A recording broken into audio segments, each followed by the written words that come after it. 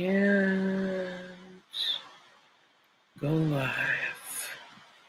Hey guys, hold on. Go live. Am I live? Okay. All right. I think I'm live on all platforms. Hey guys, happy Monday. This week I added Instagram to the broadcasting mix. So if you are watching on Instagram, please give me a thumbs up in the comments so I know that it's working. All right. Quick overview. Last week I was in warmer weather last week. But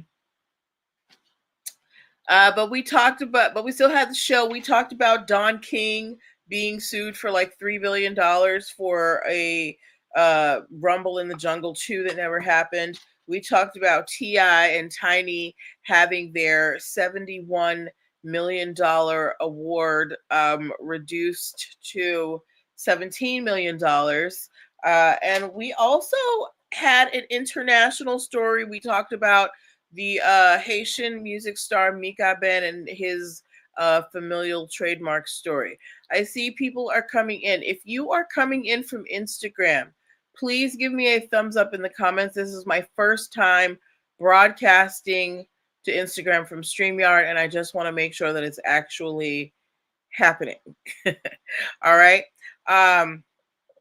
But yeah, those were the stories that we talked about last week. We've got a lot to talk about this week, and I think I have the photo thing figured out. So we're going to get right to it. First story that we are talking about tonight. Okay, so you guys should be able to see this. All right. Can anybody, well, you can probably, yeah, you can see the title. But this is Ja Morant or Jay Morant. I'm not exactly sure how to pronounce this young man's name, but he is a basketball player for the Memphis Grizzlies. If you are a basketball fan, just give me a basketball emoji in the comments. Okay. So Ja Morant, I think his name is Ja Morant. Apparently, in January of 2022, Ja Morant, he signed a deal, or he booked a deal with a wing company in Memphis called Wing Guru, right? So they had a deal with him to promote the wings. It was supposed to be print, audio, and visual, and social media. So Ja Morant was supposed to be the face of Wing Guru all over the place, right? But apparently they stopped paying him 4 months after the contract was signed. And usually when you have these endorsement deals, they go there for about a year, maybe a little more. So if they stop paying him about 4 months in, and the average contract is about a year, he's missing out on like 8 more months of pay, right? So Ja Morant, he and his attorneys, they took Wing Guru to court, and they sued for breach of contract, because not only did they stop paying him, but they continued to use his name, image, and likeness. If the whole point of the brand deal, if I have a deal with you to use my name, my picture, my likeness, because you know it's going to bring in more sales, I'm not going to do that for free. So you can't just stop paying me, when you feel like it. So and then continue to use my stuff. So Ja Morant and his people, they took Wing Guru to court, and they of course succeeded, because it was a breach of contract. If you have a contract and you're supposed to pay somebody every month, and you stop paying for a year, and you stop paying in month 4, that is a breach of contract. So Ja Morant has been awarded about $366,000 from this wing spot. Now, is anybody in who's watching right now, have any of you ever heard of Wing Guru down in Memphis? Can anybody tell me if the wings are good? Should I make a trip to go taste these Wing Guru wings? Cuz I love wings. Oh, by the way, let's and if you didn't see my poll in my stories, let me know in the comments. Are you a drums person or are you a flats person? I used to be team drums. I have since converted to team flats. But at the end of the day, well, wings are wings, and I'm gonna take all the parts. But yeah, good luck to Mr. Morant. All right. Next story that we are talking about. I want to bring on this photo. Yeah, I think I got the window the picture thing figured out, guys. So here's the next. Hey, this is not what we're looking for.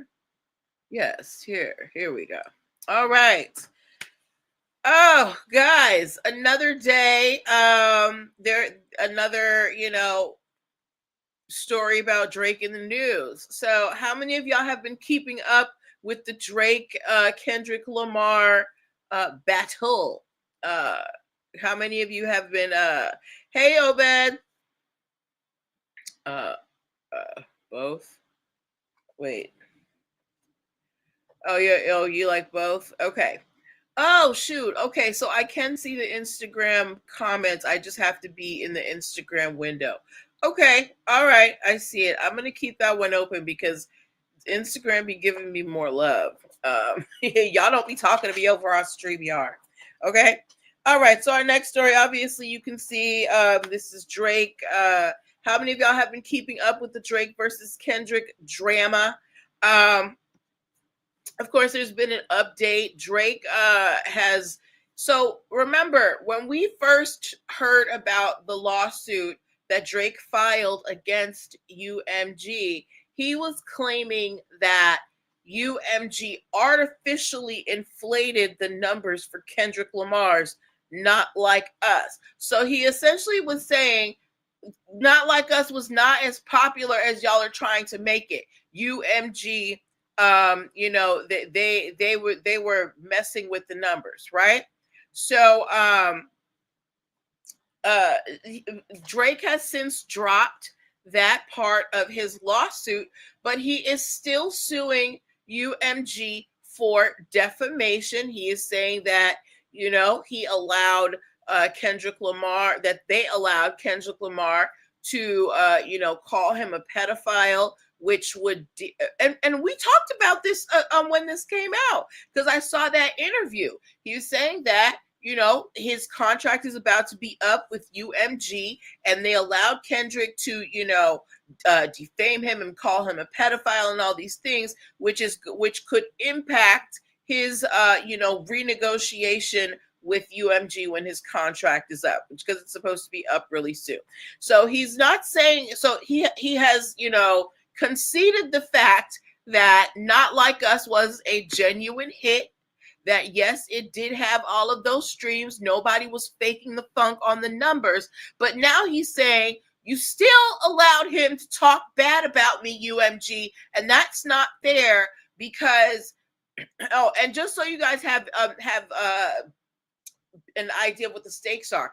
In Drake's last contract negotiation with UMG, he got a $400 million deal, right? So I'm sure he's expecting much more than that if he renegotiates again, unless he decides to go independent.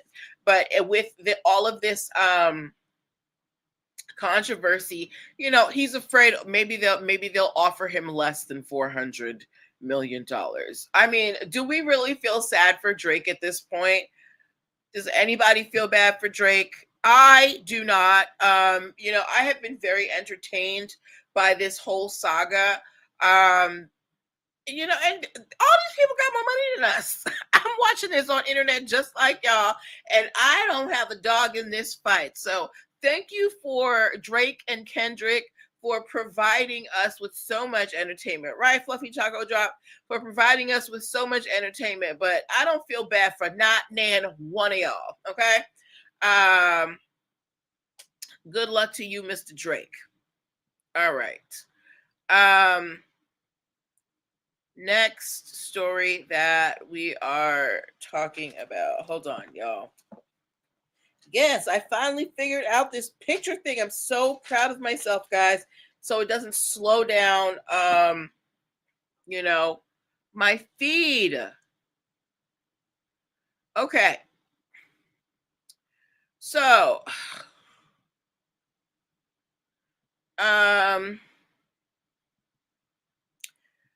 it's so funny that I'm talking about this person right now because he is in some trouble. How many of y'all heard about Mr. Nelly and some other, rap performers performing at one of the events for the inauguration of 47? Did y'all hear about it? Was Nelly, Snoop Dogg, Soulja Boy, Rick Ross, and I forget who else, but they all performed at something called the Crypto Ball. And it's an event that is to celebrate the Grand Cheeto coming back into office. Anyway, and he's catching a lot of flack for that. I actually heard on the radio today. See, this is why you got to because of Nelly's performing at the inauguration event, the Crypto Ball, some person who runs an Ashanti fan website basically said that's dead now. Ashanti let her man go out and perform at this Crypto Ball for the Grand Cheeto. This Ashanti fan website is dead, right? So he's affecting Ashanti's, public perception right now. But anyway, that's besides the point. Aside from making the poor decision to perform at the Crypto Ball, Nelly is being sued by a former bandmate. How many of y'all remember the group, the Saint Lunatics? If you remember the group, the Saint Lunatics, put STL in the comment box. When Nelly came out, and I'm not going to even lie, I was a big Nelly fan when he came out. I thought he was so cute. When Nelly came out, of course, when these rappers come out, they try and bring, their group of friends up with them. And he had a group of rapping friends who they called themselves as a group, the Saint Lunatics, one of whom was called Murphy Lee. Murphy Lee actually released an album. Now,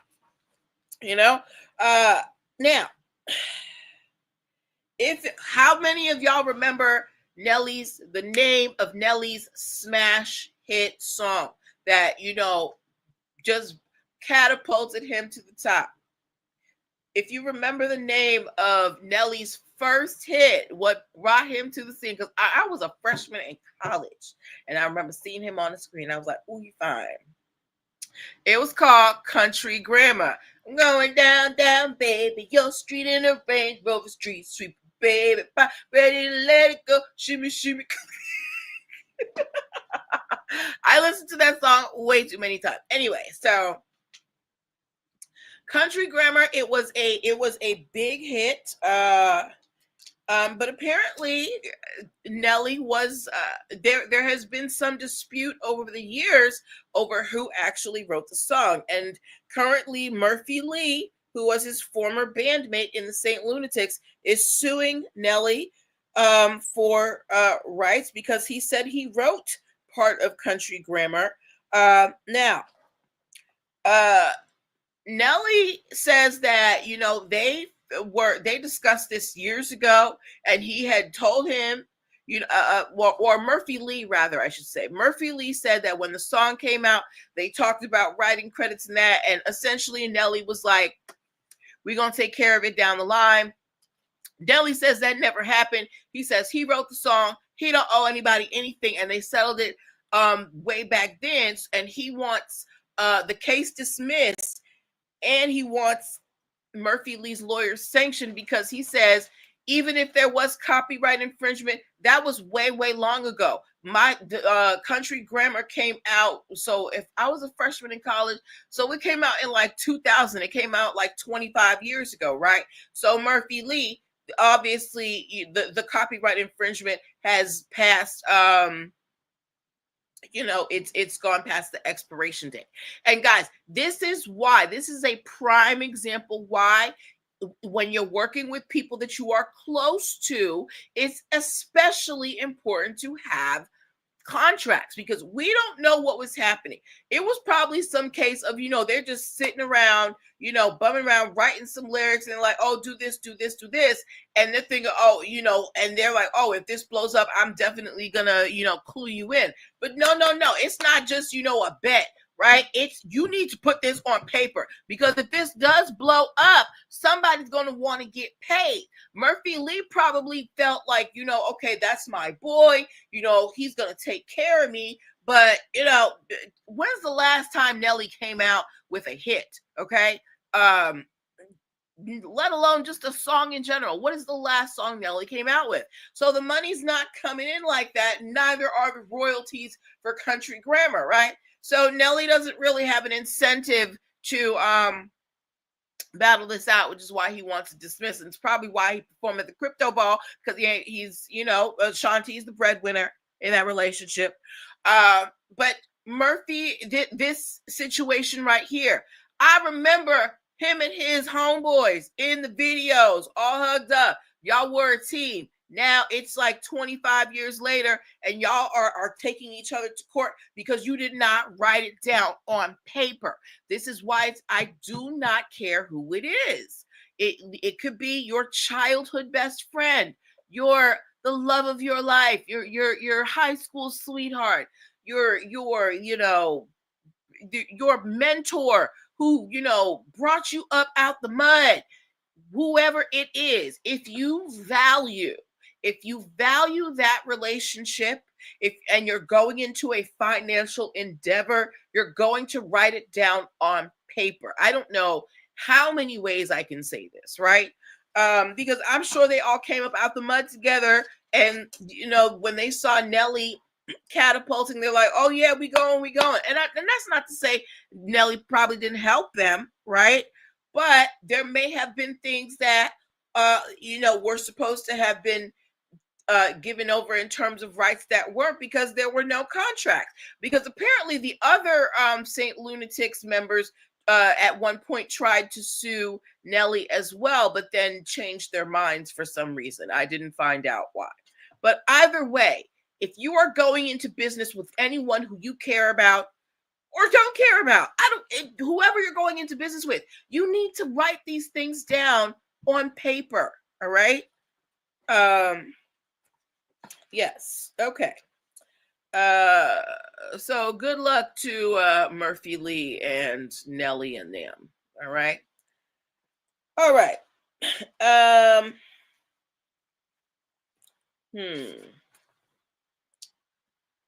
My cannabis users, I know that you're in here, and there's no shame. It's legal.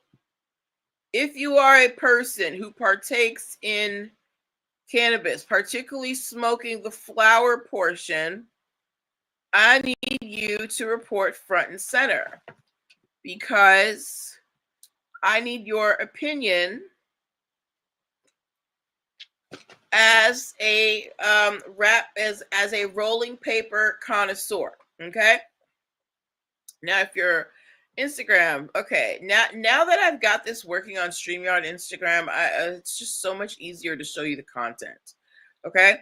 I want you to look at this photo.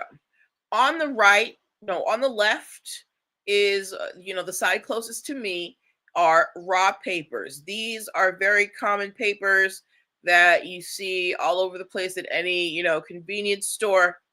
And then the one furthest away from me is called Brocone.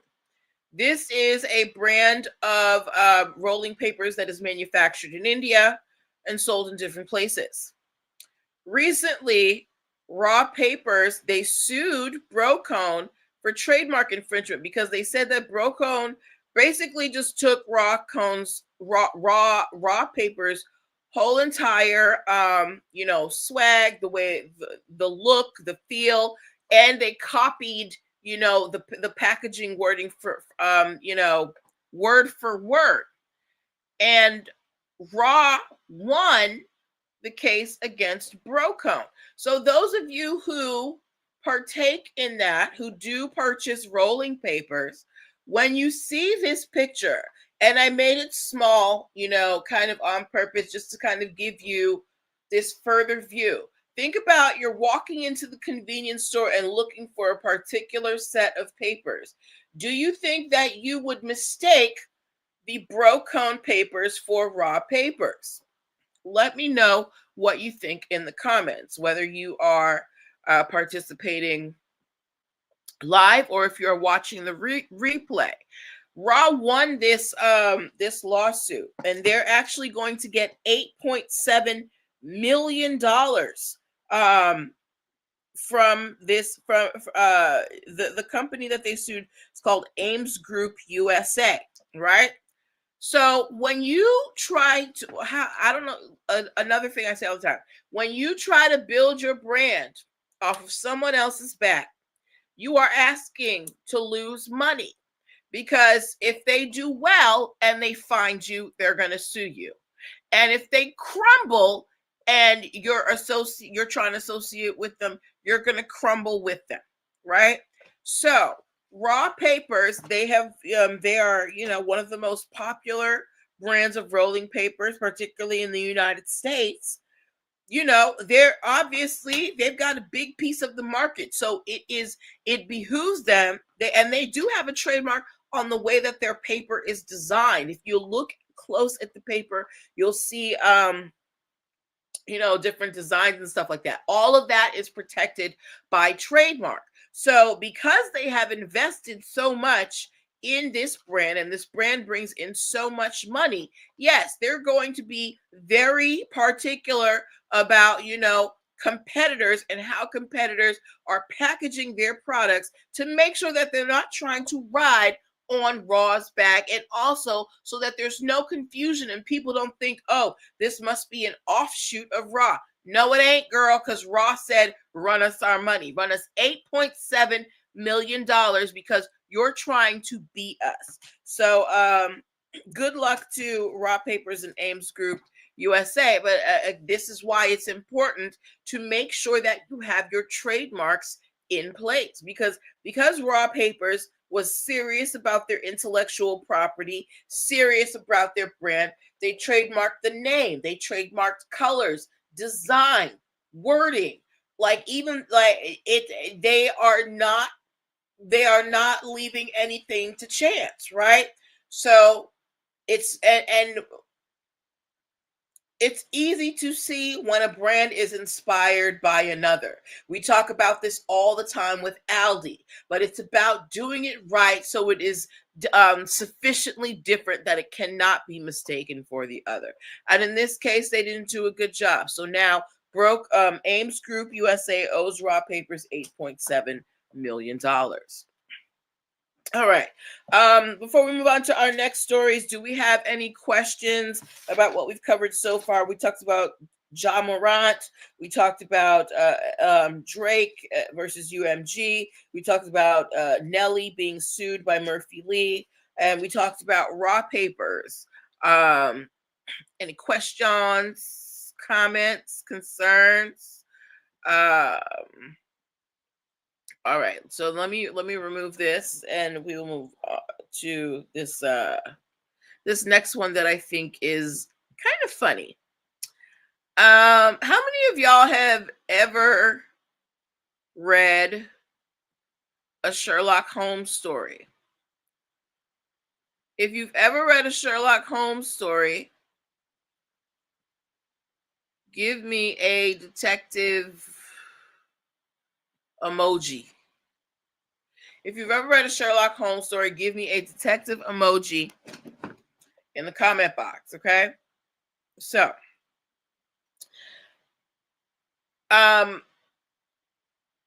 Copyrights have been around for a long time.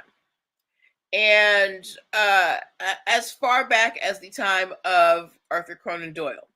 And the author, I don't know if you guys know, there's a show on Netflix called Lupin. If you have seen Lupin, please type Lupin in the comment box. But the author of the Lupin novels, his name is Maurice LeBlanc, right? But prior to them becoming a big Lupin becoming, so popular, the author of Lupin wrote another book where his main character was an adversary to Sherlock Holmes, all right? But at this time, Sherlock Holmes was already popular. So, Arthur Conan Doyle's people, when they found out Maurice LeBlanc was, adding the character of Sherlock Holmes into his books, they ran up on him and they said, whoa, whoa, whoa, whoa, whoa, what you doing? Sherlock Holmes, that's our thing. You can't just come and put him in your book.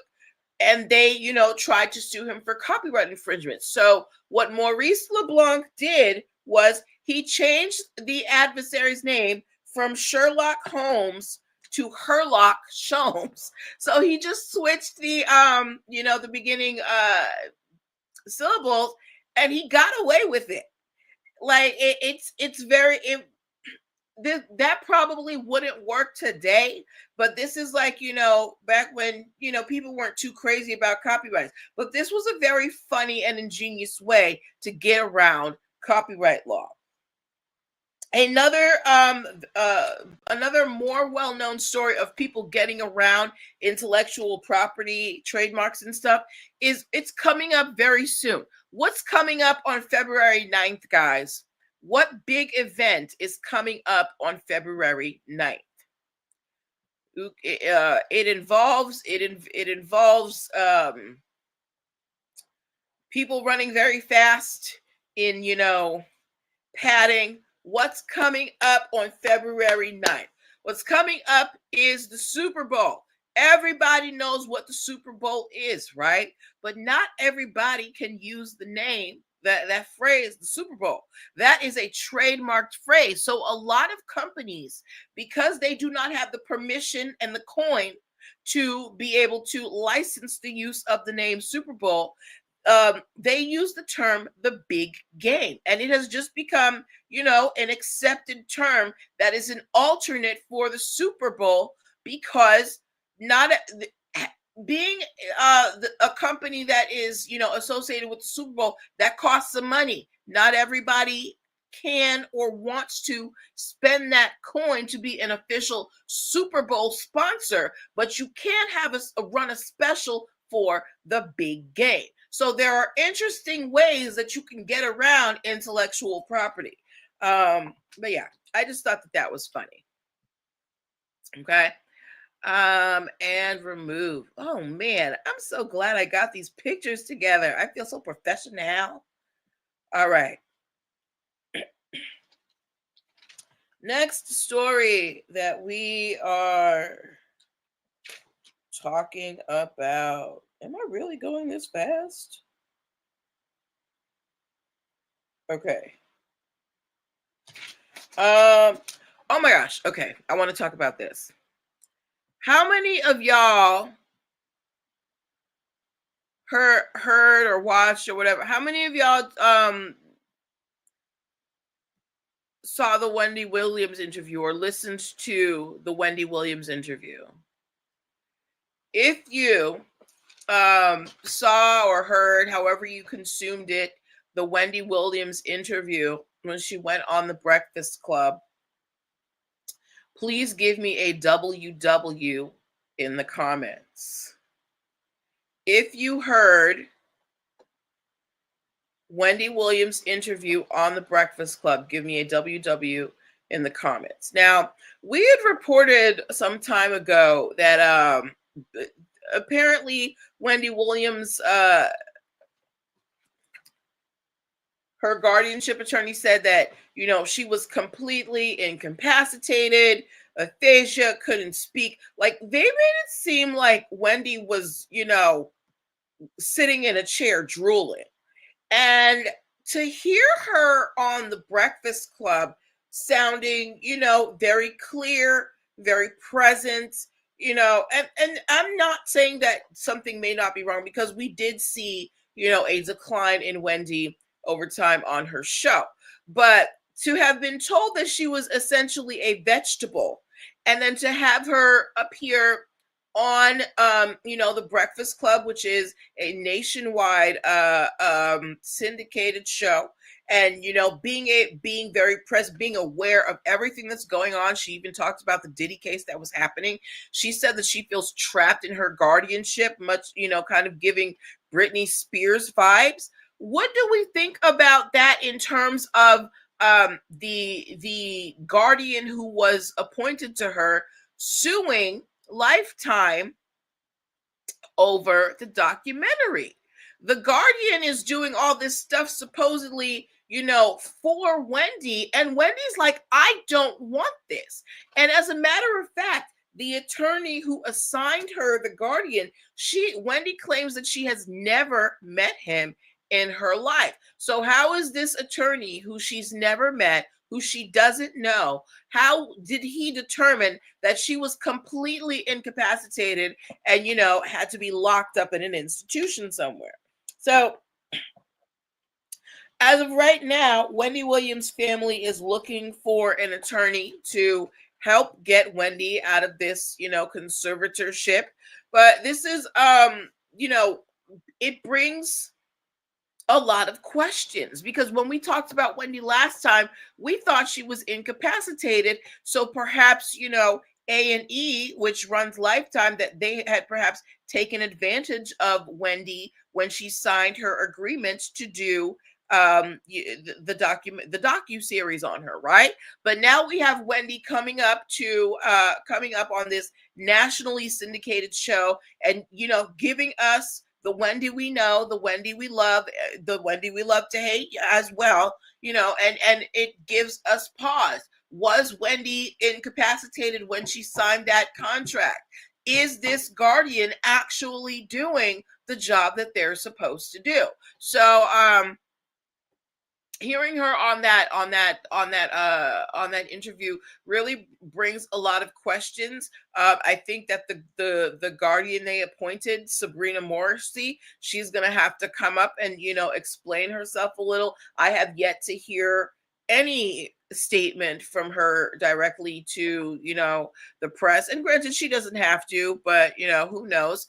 But if you think that Wendy should be let out of her conservatorship, let me know in the comments. Let me know your thoughts in the comments. And if you think that no, Wendy, she needs to be corralled in, that this is just maybe a blip on the map, let me know as well. What do you think that Wendy Williams should still be in this conservatorship? Do we think that Wendy Williams was incapacitated when she signed the contract with A&E to do the docu-series about her? Especially when we were told that Wendy was essentially, totally incapacitated, can't speak, can't walk, and we hear her as vibrant as ever. So let me know your thoughts in the comments, okay?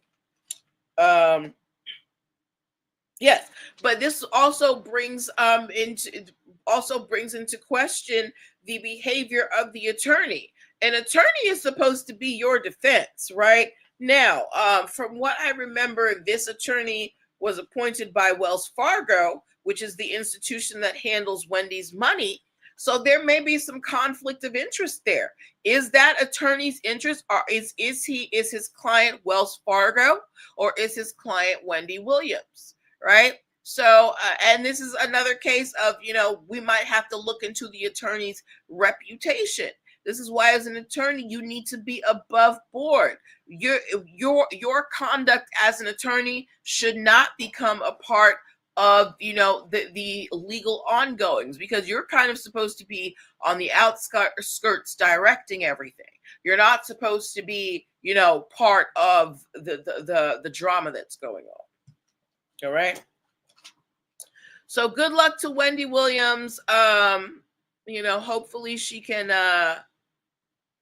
you know, and we don't know. Maybe she may not be completely incapacitated, but she may not be all the way there either. So, let's just hope that there can be a fair evaluation done where we can see, what type of help, if any, does Wendy need, All right.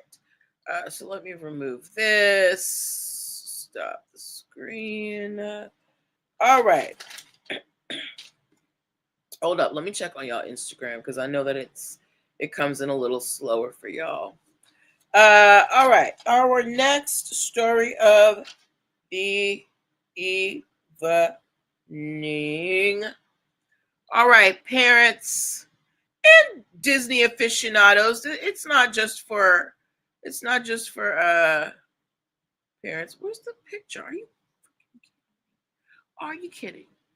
Where is? Okay, here we go. There we go. All right.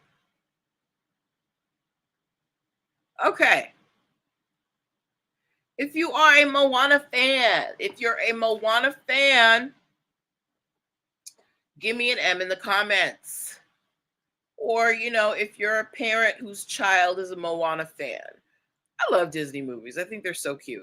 But if you saw Disney's Moana, if you saw Moana 2, give me an M in the comments. All right.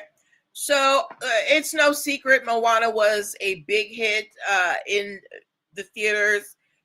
Kids love it. So, they made a sequel. There's plenty of merch, and it's a Disney production. So we know that Moana is bringing in money, right? There is a gentleman by the name of Buck Woodall. He is an animator. Buck Woodall is currently suing Disney for $10 billion because he says that they stole his idea for Moana. Why does Buck think Disney stole his idea? Buck says that he was working for a company that had a first look deal with Disney. So essentially this company, they'd come up with ideas for different stories and they'd bring it to Disney and say, hey, are you interested? Right? Buck goes and shows his idea for, a Polynesian story. A girl, it has a Polynesian god with tattoos and a girl in a surfboard and all this stuff, right? He says he showed it to his manager, who then showed it to a Disney exec. And next thing he knows, Moana is being made. Now, his production that he had made was called Bucky. And he says, 5, 6 maybe years later, he sees Moana coming up and he wants $10 billion, right? Now, we are an astute crowd here.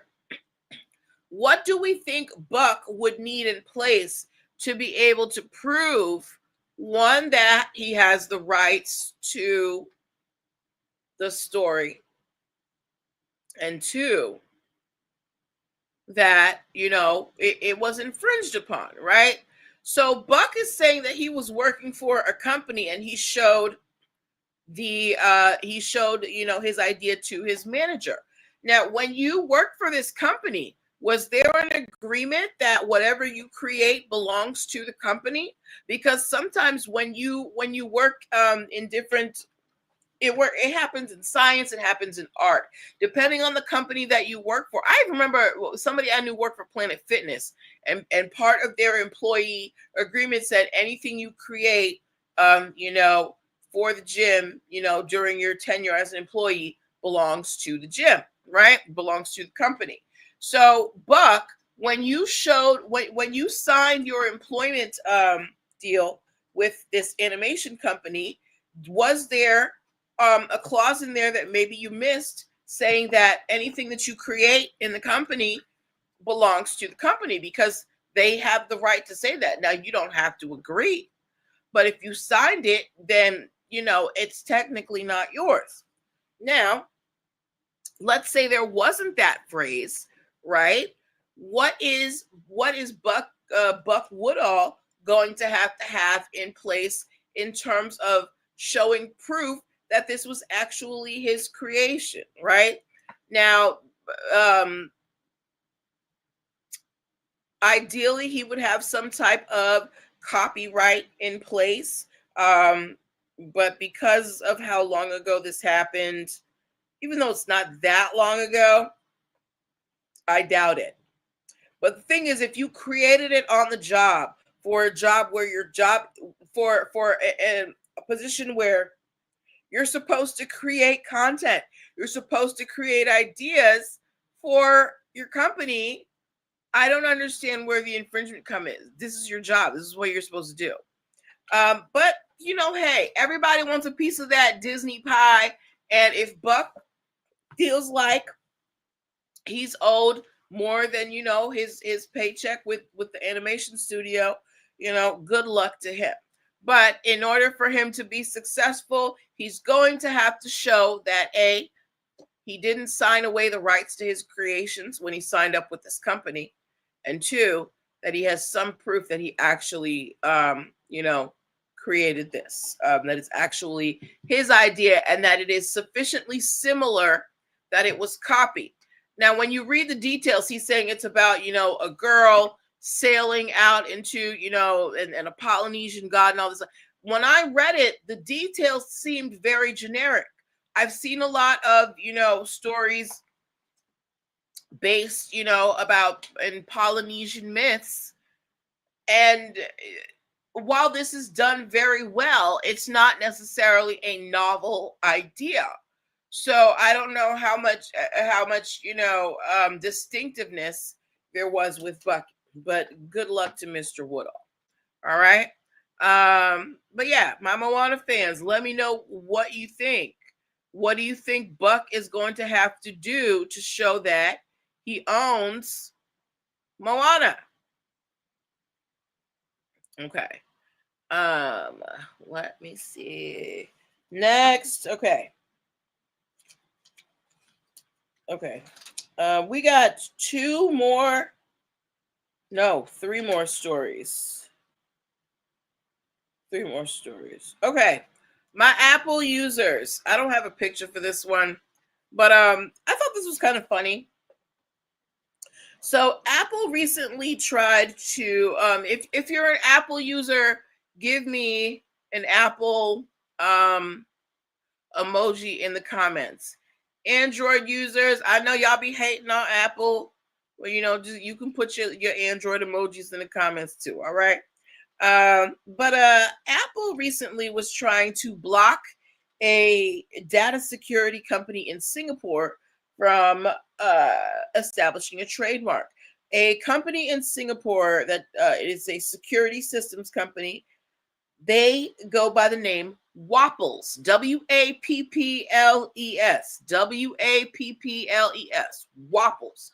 Now, this security system company, they do IT, internet, and data security, and they wanted to secure their Wapples name in Singapore. Apple felt like Wapples is too close to Apple, and they're both kind of in tech space. So they tried to block the trademark from going through. The Singapore Trademark Court said, girl, you're doing a lot. No. So I want to know from you guys, do you think that Apple was doing too much, or were they just zealously trying to protect their brand? You have Apple, you have Wapples. Do those sound the same? Let me know in the comments. And also, Wapples, they do IT, internet, and data security. Do we know Apple for data security?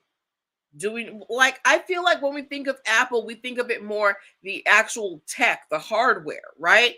Not the programming behind it, even though I know that there's programming behind it.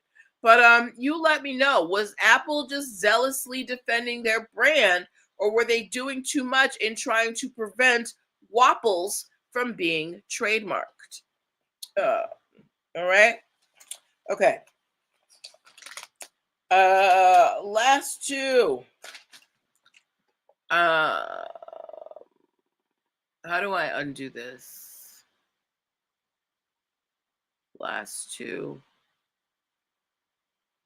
Shit. Ooh, my voice is. I've been talking a lot. Okay, window. Let's see.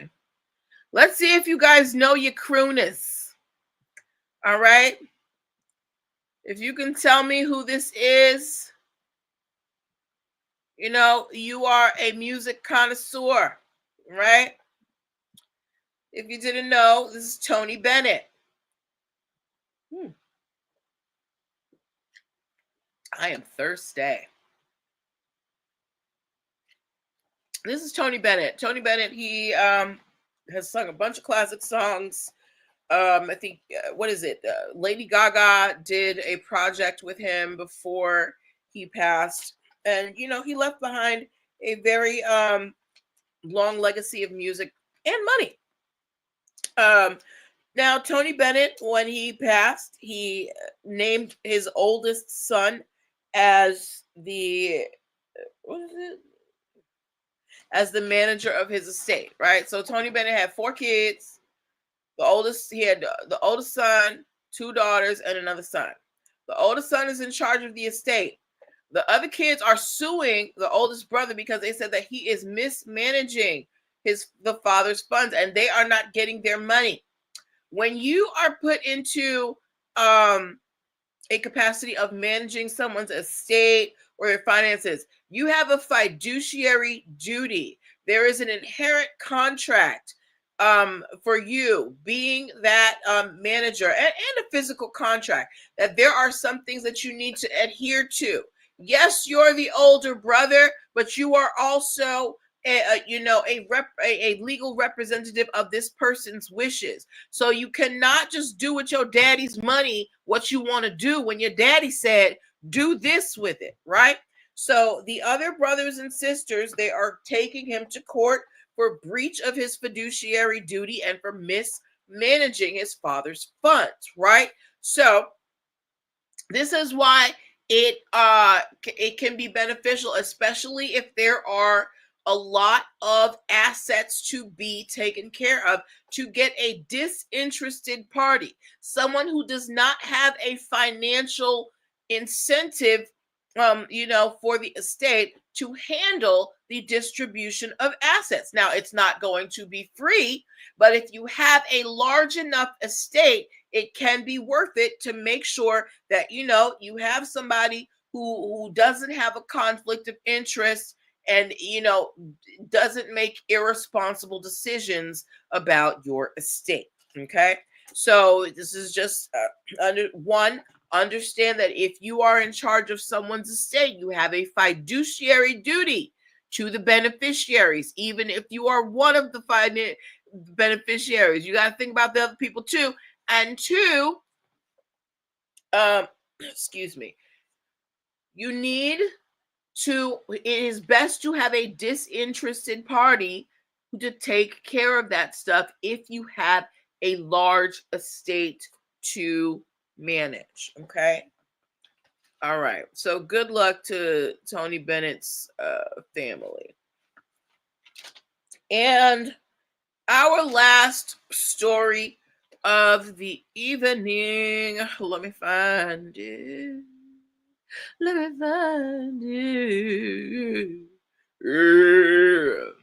Okay.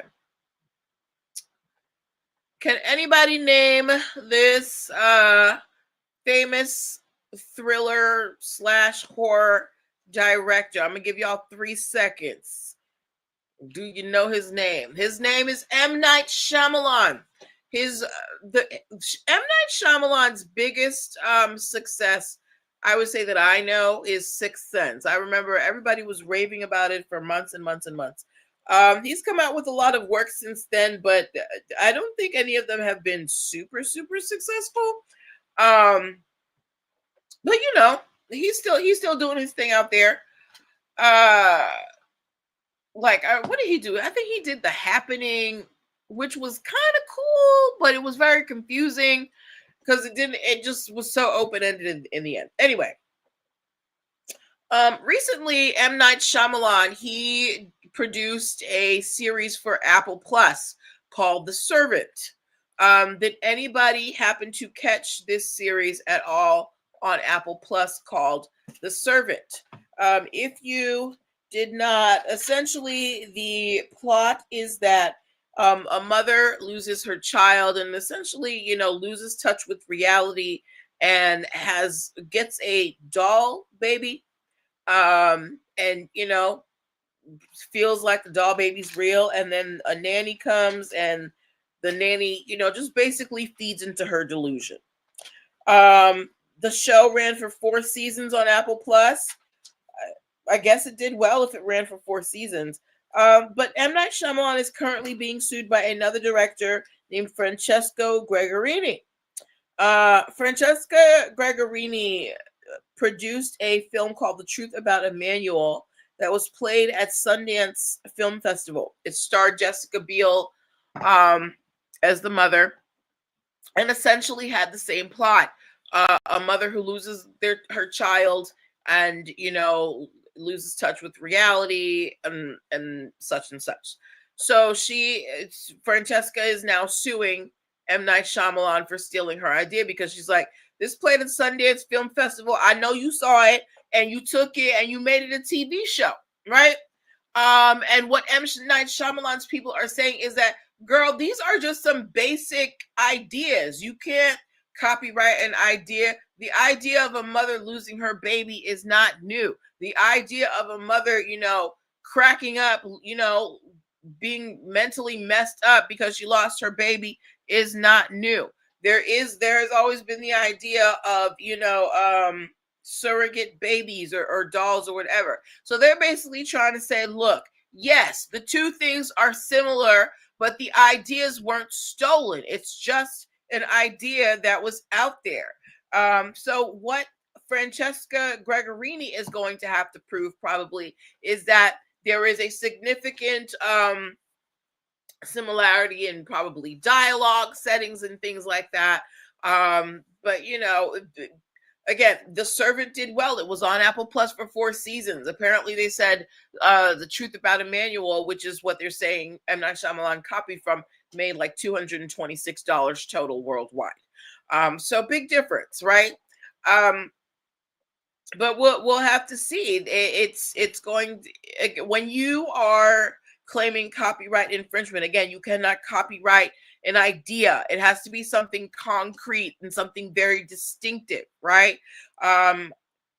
If I want to write a book about vampires, because vampires is kind of a general idea out there, I have to be very specific about my vampires. So Twilight, what do we know about the Twilight vampires? We know that they sparkle and, all this stuff. That lady, she created her distinctive vampires. But the idea of vampires is not hers, right? So Francesca is going to have to show that there is enough similarity between The Truth About Emmanuel and M. Night Shyamalan that there's no doubt that it was copied or used as inspiration. Okay. So those were the stories that I had for you guys this evening.